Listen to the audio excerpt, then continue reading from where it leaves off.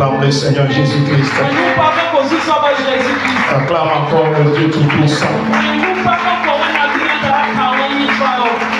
Nous allons lire Exode 3. Exode chapitre 3.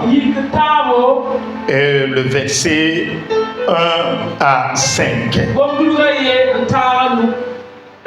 Moïse fait paître le troupeau de Jéthro, son beau-père, sacrificateur de Madian, et il mena le troupeau derrière le désert et vint à la montagne de Dieu à Horeb. L'ange de l'Éternel l'ange de l'Éternel lui apparut dans une flamme de feu au milieu d'un buisson. Moïse regarda et voici, le buisson était tout en feu et le buisson ne se consumait point.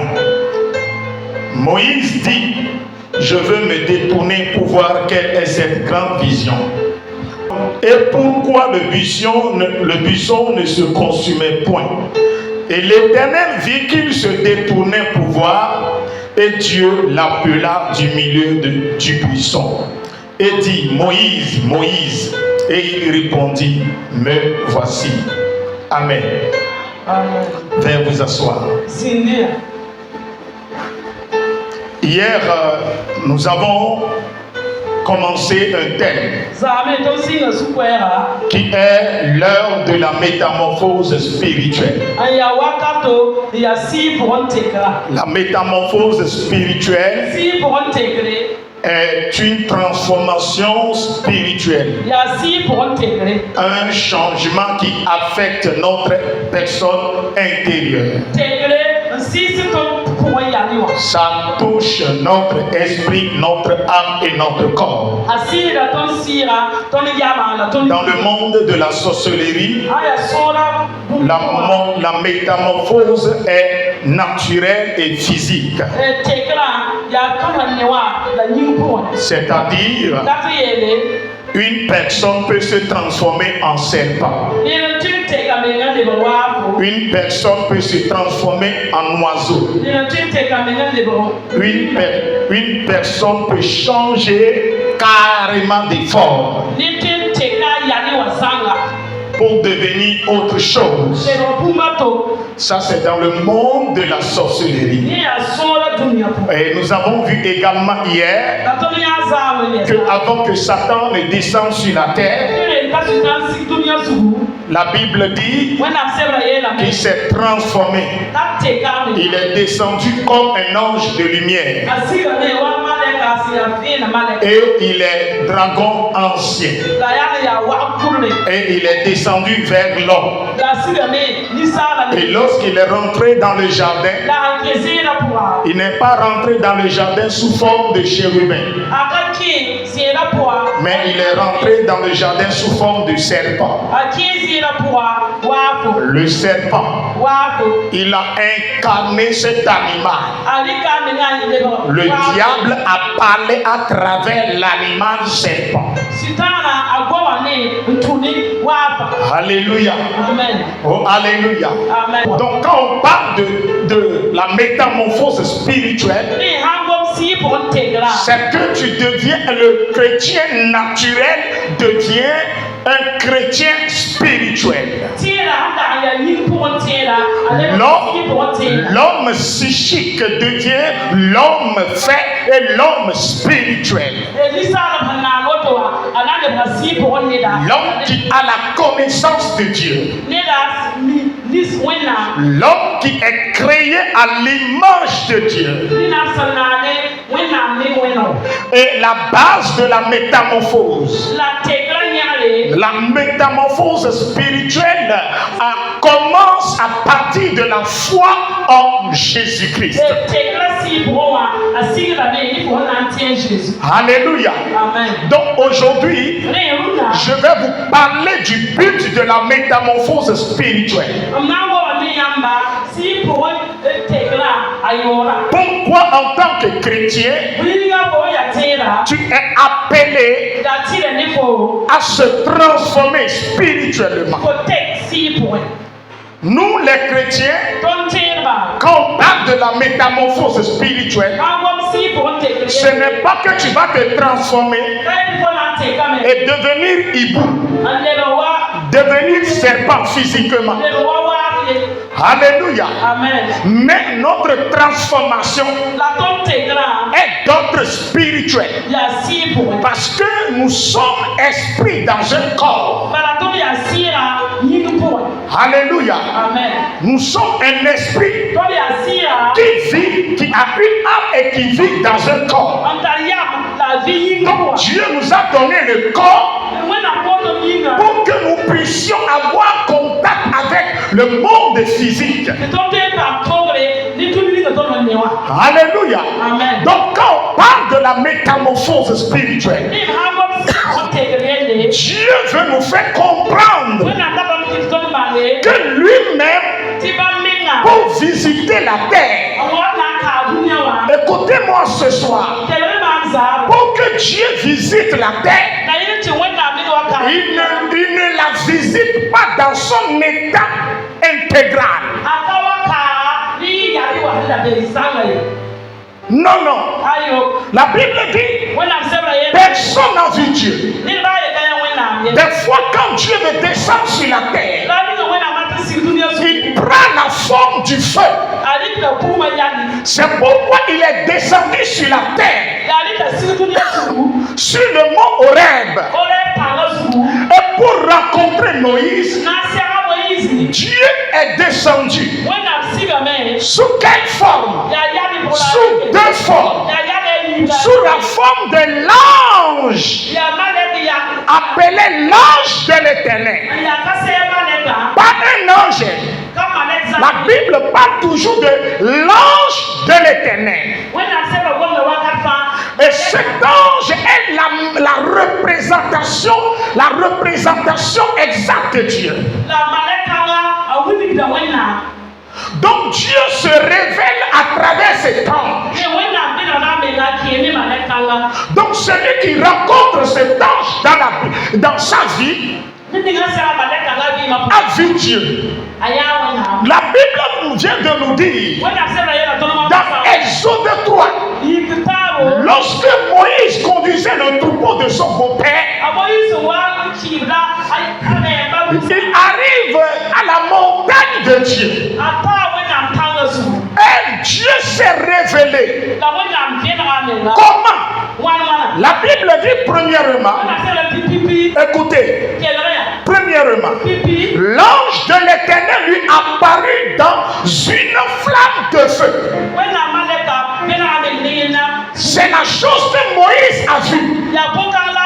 Ce qu'il a vu, il a vu une flamme de feu dans laquelle se trouvait un ange. Et cet ange est appelé l'ange de l'Éternel. C'est la vision que Moïse a eue. Donc quand on parle de vision, il s'agit d'un fait surnaturel, pas un fait physique. Et il se détournait pour voir, examiner exactement cette vision. Mais regardez ce que la Bible nous dit. La Bible dit, lorsque Dieu voit que Moïse se détournait pour bien voir la vision, la Bible dit, l'Éternel vit qu'il se détournait pour voir. Où était l'Éternel? Où était Dieu? La réponse se trouve dans la parole de Dieu. Dans le verset que nous venons de lire. Moïse a vu une flamme. Et dans la flamme, il y avait un ange. Et il se détournait pour bien examiner, pour bien voir ce qui se passe. Et la Bible dit, Dieu voit qu'il se détournait.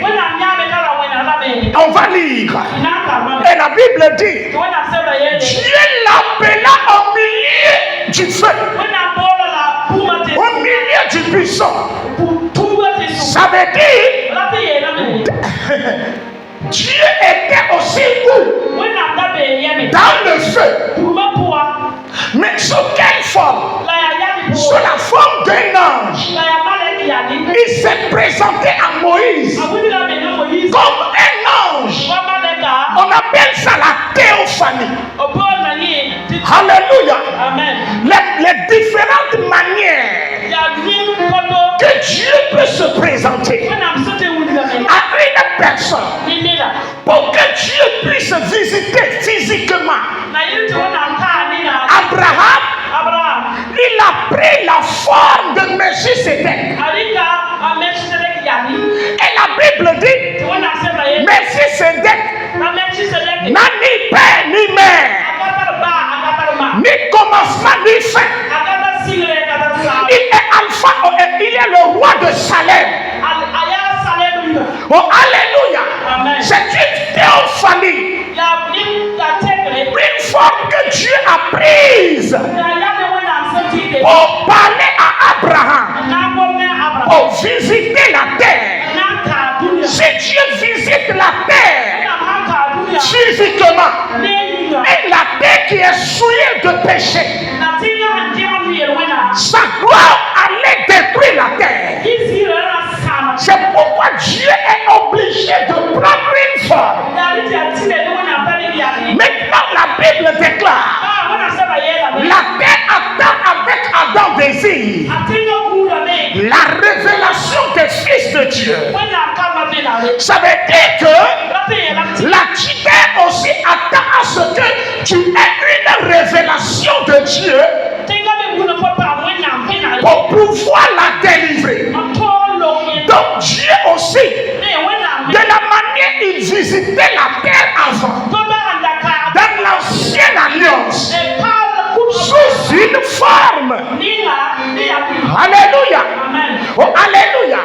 C'est de cette manière il veut visiter également la terre à travers toi, en prenant ton corps, en possédant ton esprit. Mais il l'a fait à travers Jésus-Christ. Oh, alléluia. Oh, alléluia. C'est pourquoi vous allez comprendre. Lorsque Jésus est venu sur la terre, il a choisi ses disciples. Il a choisi quelques personnes. Pas plusieurs.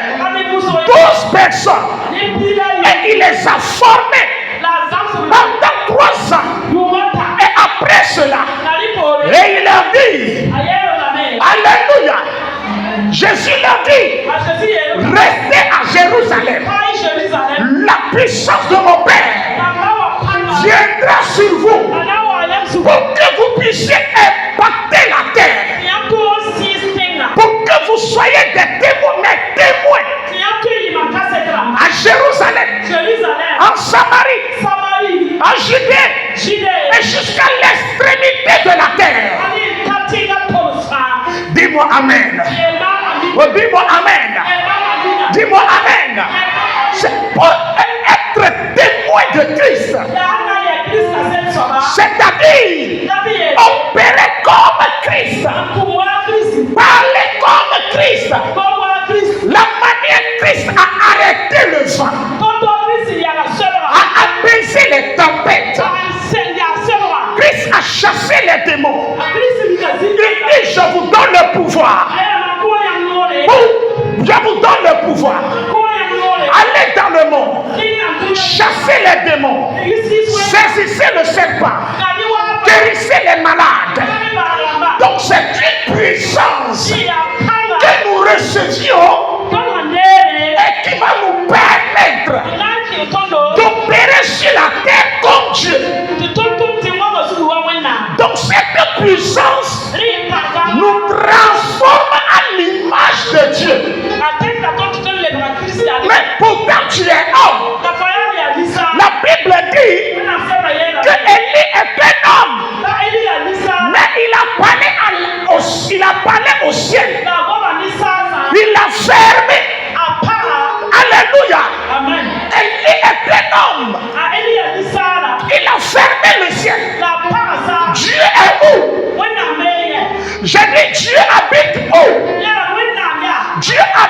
le ciel. Mais comme il a son représentant, il l'a mandaté. La puissance de Dieu a transformé Élie. Et il a le pouvoir de fermer le ciel et de l'ouvrir. Quelle puissance! Qui est Élie?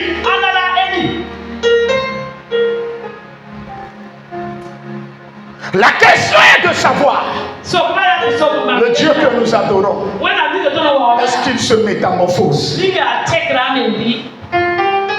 Jésus-Christ, qui est venu dans ce monde, on l'a appelé l'agneau de Dieu. L'agneau de Dieu, c'est par rapport à un caractère.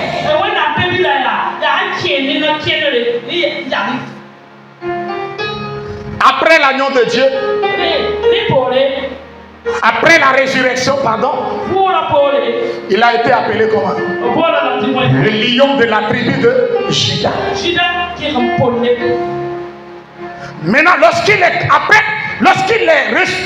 ressuscité et il est monté vers le Père, on ne l'a plus appelé le lion de la tribu de Juda.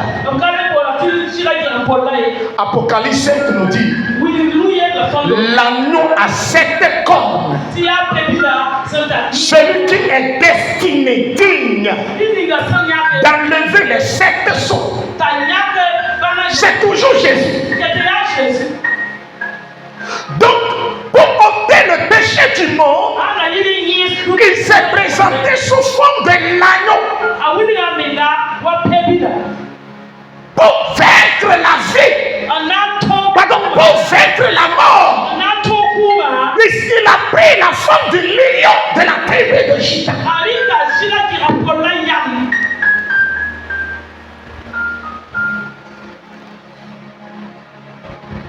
Pour ôter les 7 sceaux, il est devenu quoi? L'agneau à 7 cornes. L'agneau immolé à 7 cornes. Regardez. Regardez. Dieu a pris la forme d'un ange pour se présenter à Moïse. Mais lorsqu'il veut se présenter au prophète Ésaïe, comment Dieu s'est présenté? Quelle forme a-t-il prise? C'est ça. Ésaïe 6. Ésaïe 6.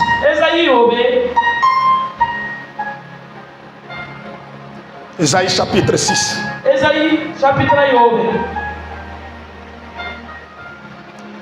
L'année de la mort du roi Osias, à partir du verset 1. Je vis le Seigneur assis sur un trône très élevé, et les pans de sa robe remplissaient le temple. Ça veut dire quoi? Quand on parle de la robe, ça veut dire que Dieu s'est présenté sous forme d'un homme. L'homme qui a porté quoi? Une robe. Et il a un trône. Et il est assis sur le trône. Et la Bible dit, le pan de sa robe remplissait tout le temps. C'est une vision. Cette scène se déroule dans le règne spirituel, dans le monde invisible. Y a-t-il une robe que quelqu'un peut porter dont les pans peuvent remplir cette salle?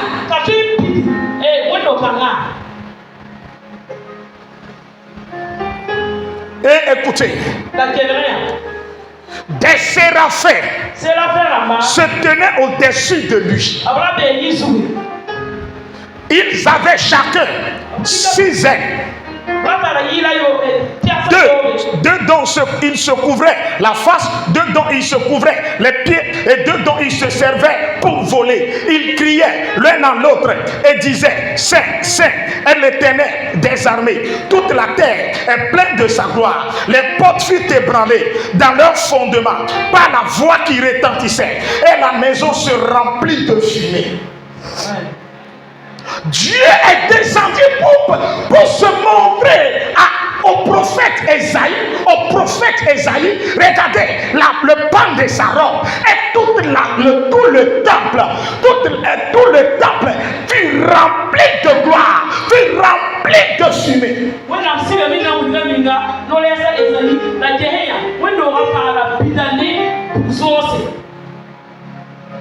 Hein? C'est toujours Dieu ça.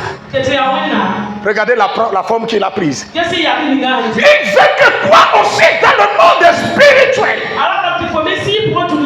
que tu opères ainsi. Tu es douce. Tu es calme. Une femme douce, calme, silencieuse. Tout ce que les gens font contre toi, tu dis rien. Et lorsqu'ils vont rentrer en esprit, c'est là, ils ne pourront pas supporter ta présence. Ils vont vite revenir et dire que ce n'est pas une femme, elle est dangereuse. Cet enfant est dangereux.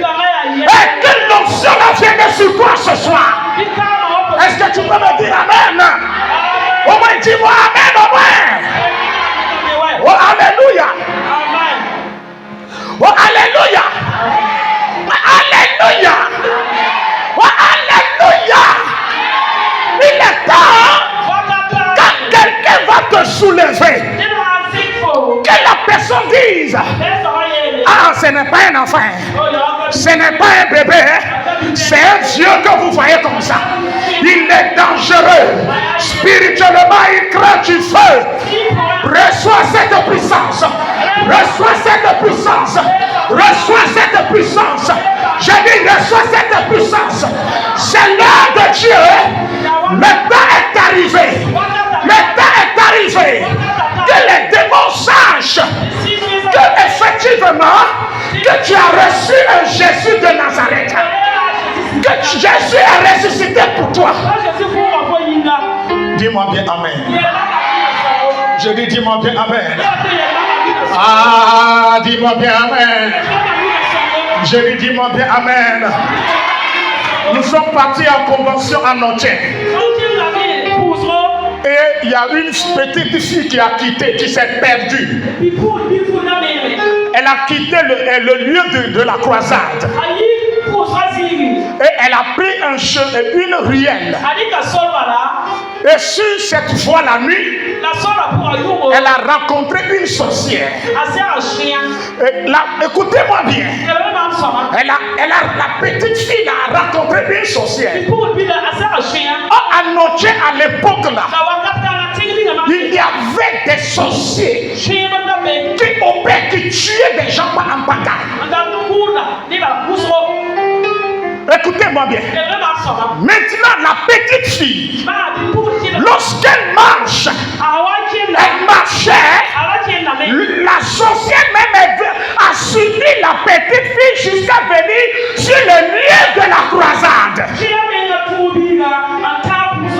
Quand elle rentre en esprit pour détruire la petite fille, il y a un feu qui enveloppe tout complètement la fille. Elle n'arrivait pas à s'approcher de la fille. Quand elle revient, elle voit une petite fille. Quand elle rentre en esprit, elle voit du feu. L'esprit de Dieu a tourné la fille, l'a conduit jusqu'à l'église. Et la sorcière la suivait jusqu'à ce qu'elle s'est retrouvée au milieu de l'église. Et elle est tombée en transe. Elle a commencé à crier: je vais confesser, je vais confesser, je vais parler. Aïe aïe aïe aïe aïe aïe aïe, le feu. Elle reçoit la puissance ce soir. Et c'est la sorcière là qui a pris micro. Après délivrance, on lui a demandé qu'est-ce qui s'est passé. Elle dit, voilà cette fille-là que je veux envoûter. Mais son esprit est plus fort que moi. Dis à ton prochain, il y a Jésus dans Jésus. Hein? Il y a Jésus dans Jésus. Ta propre maison. Quelqu'un va faire entrer WAC. Et ça va marcher. La personne va amener WAC de dehors pour le faire entrer. Et la personne va te tuer. Ça veut dire que tu n'es rien.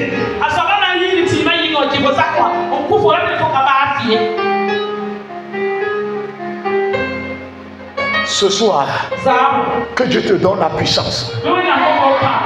Quand quelqu'un va t'envoûter, dès que tu vas fermer les yeux, que l'envoûtement lui soit retourné.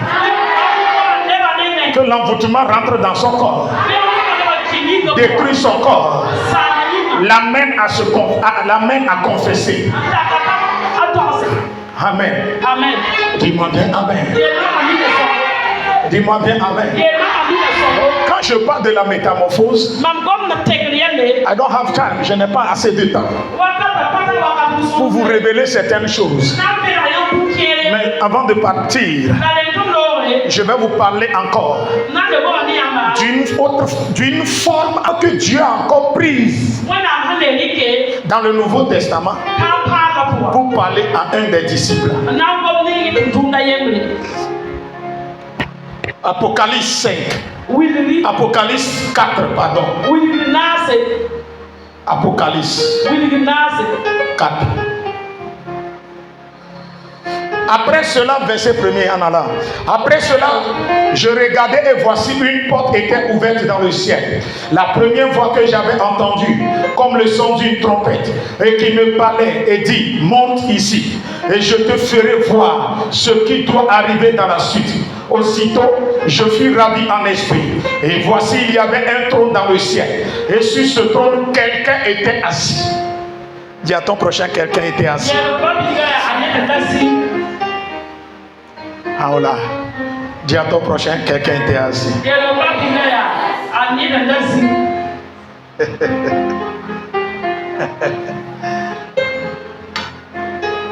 Celui qui était assis avait l'aspect d'une pierre de jaspe et de sardoine. Et le trône était environné d'un arc-en-ciel semblable à de l'émeraude. Autour du trône, je vis 24 trônes.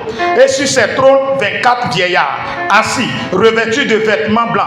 Et sur leurs têtes, des couronnes d'or. Du trône sortaient des éclairs, des voix et des tonnerres. Devant le trône brûlent 7 lampes ardentes qui sont les 7 esprits de Dieu. Soldats de Christ. C'est Jean qui est en train de parler ici. Et il est en train de nous montrer ce qu'il a vu. La forme que Dieu a prise pour lui parler. Il a vu un trône comme Ésaïe. Mais ici, il n'a pas vu certains éléments. Mais il a vu quoi? Lui, il a quitté la dimension. Il a dépassé la dimension du prophète Ésaïe. Et il a dit, j'observais la forme de la personne. Il n'a pas parlé de la robe. Maintenant, il dit la forme. Le corps de la personne brille comme diamant. Et du trône, à l'intérieur du trône, sautaient des tonnerres, des voix. Mais c'était quoi? Dieu seul qui est assis sur ce trône. Dieu seul est assis. Mais ce qui sort ne représente pas la voix d'une personne. Des voix sortaient du trône. Des tonnerres. Des éclairs de tonnerre. Ça fait caca.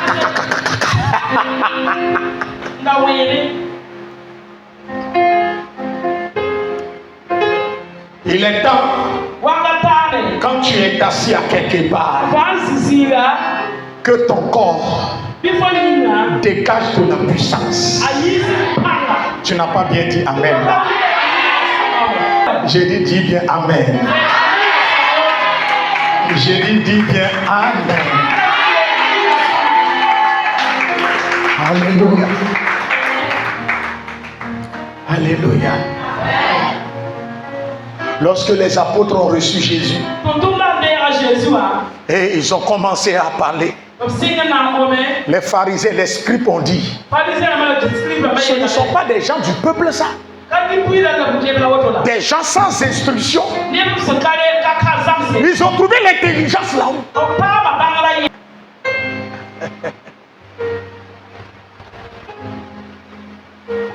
Ils ont trouvé cette sagesse, cette connaissance là-haut.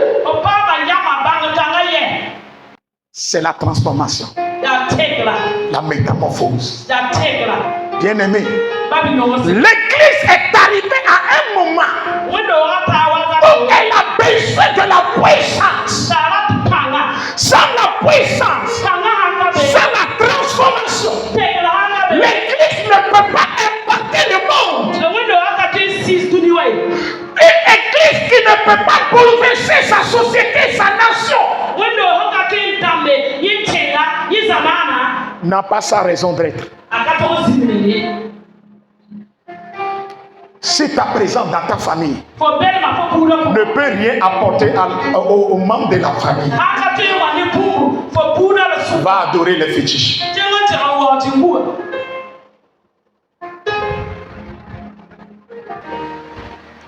Si tu es chrétien, ne peut rien apporter à tes enfants.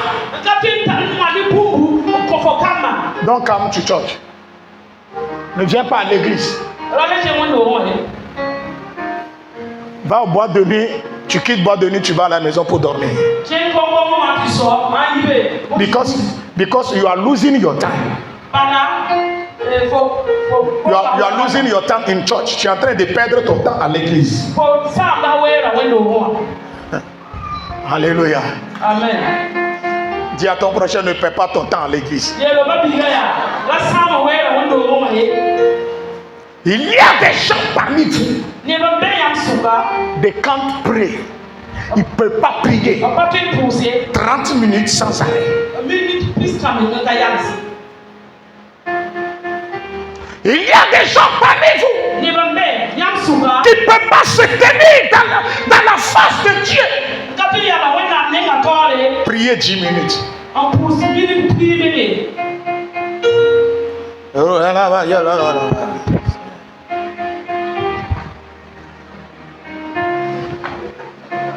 Soldat de Christ, Seigneur Jésus, fire, fire, Holy Ghost, fire, Amen. Mais vous allez voir un sorcier, celui qui te persécute. Si on lui dit de se lever à 0 heure pour se retrouver au cimetière tout nu,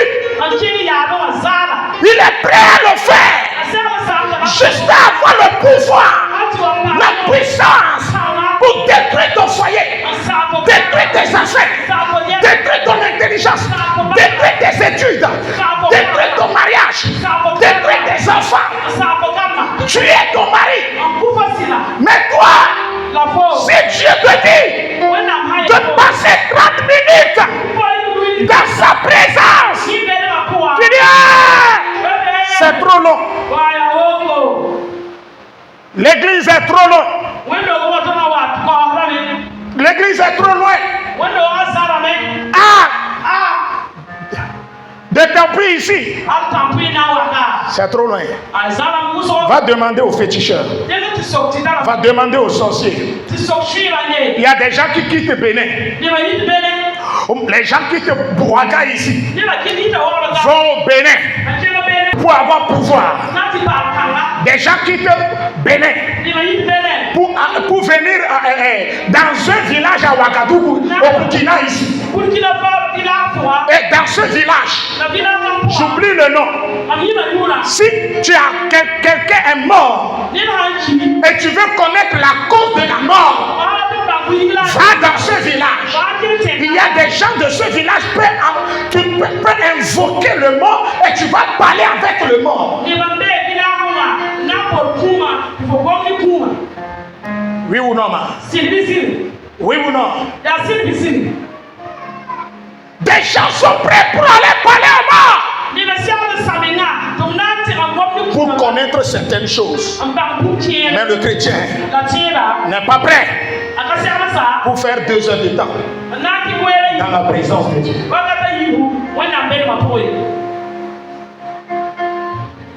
La puissance de Dieu. La puissance du ciel. Vous ne voulez pas que votre vie soit transformée. Dis Amen. Dis à ton prochain, je vais réussir. I will succeed by the grace of God. Dis, je vais réussir. Mais avant que la réussite ne soit palpable, you need the Holy Spirit. Tu as besoin du Saint-Esprit. Tu as besoin de la puissance d'en haut qui va te transformer. Toi qui ne voyais pas, l'Esprit rentre en toi. Ton mari te cache des choses. Très tôt le matin, tu le fais asseoir. Qui est Nathalie? Je ne connais pas Nathalie. Hein? Voilà, tu lui donnes le numéro. Appelle il compose le numéro.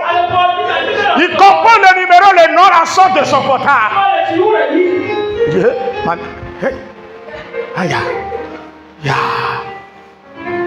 Ah bébé, pourquoi tu me caches des choses? Je t'aime. Si tu ne m'aimes plus, dis-le-moi. Pourquoi tu as une tisane dehors? Ah, moi? Non, au nom de Dieu, je n'en ai pas. Hein? Ah bébé, j'ai le Saint-Esprit. Le Saint-Esprit m'a parlé. Je connais Aïcha. Vous étiez hier à tel hôtel.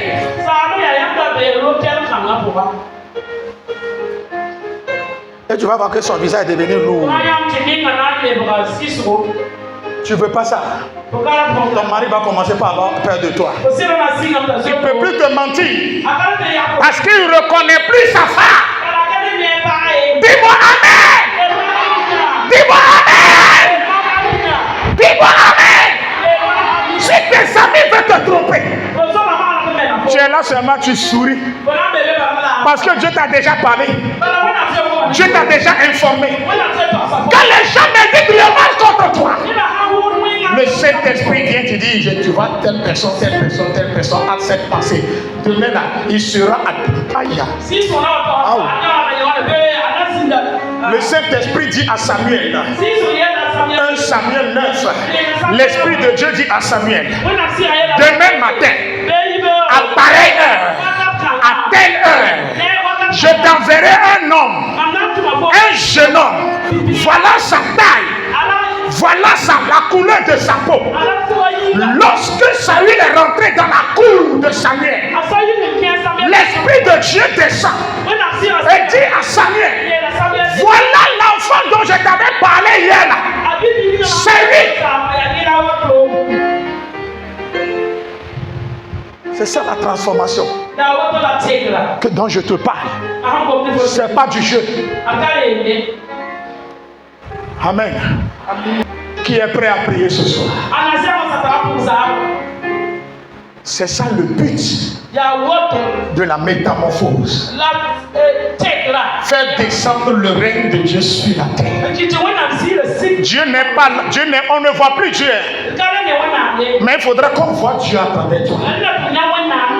Ah, dis-moi Amen. Qu'on voit tes affaires. Qu'on voit Dieu à travers tes affaires. Si les gens voient échec,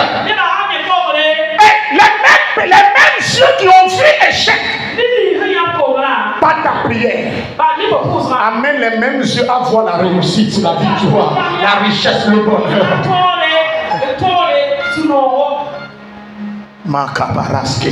Amen. Ce soir, je prophétise sur ta vie.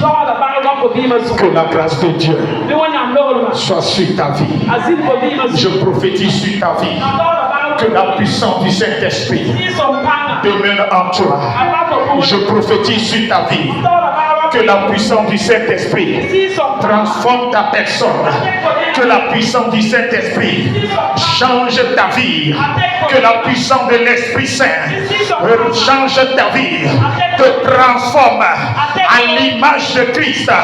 Que la puissance du Saint-Esprit t'élève ce soir.